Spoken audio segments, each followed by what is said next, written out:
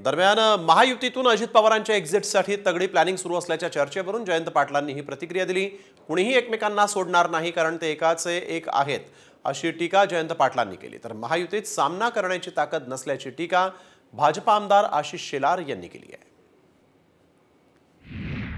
काही काळापूर्वी महाराष्ट्राच्या डोळ्यात जनतेच्या दुरुस्ती करण्यासाठी केलेलं नाटक असेल, त्याच्या पलीकडे त्याला काही महत्व नाही। ते कधीही एकमेकाला सोडू शकत नाही। एकच आहेत आणि एकच। कपोल कल्पित बातमी आहे।